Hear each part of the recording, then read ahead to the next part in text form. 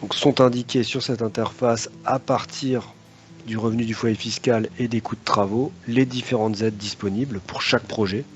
On a un projet chaudière gaz à condensation, on a un autre projet qui est le remplacement du système de chauffage par une pompe à chaleur RO.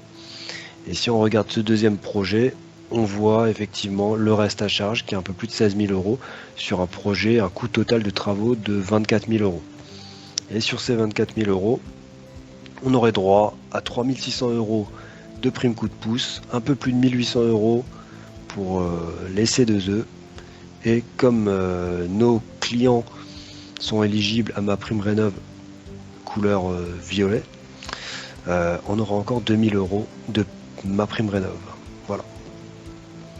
On peut aller plus loin dans la partie financière. À ce moment-là, on va cliquer sur les diagrammes ici, cet onglet-là. On arrive sur le financement. Donc on va sélectionner tout d'abord un projet. On va reprendre l'exemple de la pompe à chaleur. On installe une pompe à chaleur RO en simulation, en projet de travaux. Et là, je vais voir sur mon premier graphique la consommation énergétique, donc mes consommations en euros, sur 20 ans. Donc, sur le projet pompe à chaleur RO, on va regarder les consommations. Les consommations actuelles en année 0 sont représentées par un graphique rouge. Année après année, le prix de l'énergie augmente, donc c'est ce qu'on a ici à ce niveau-là. On peut nous-mêmes changer l'évolution du prix de l'énergie, on ne sait pas dans combien d'années, quelle sera l'évolution du prix de l'énergie, en tout cas on peut le simuler ici. Et donc ce graphique va nous montrer cette évolution sur 20 ans. En rouge, c'est si on ne fait pas de travaux, donc c'est la situation actuelle et après l'augmentation du prix de l'énergie. En vert, c'est si on réalise des travaux, donc la nouvelle consommation énergétique.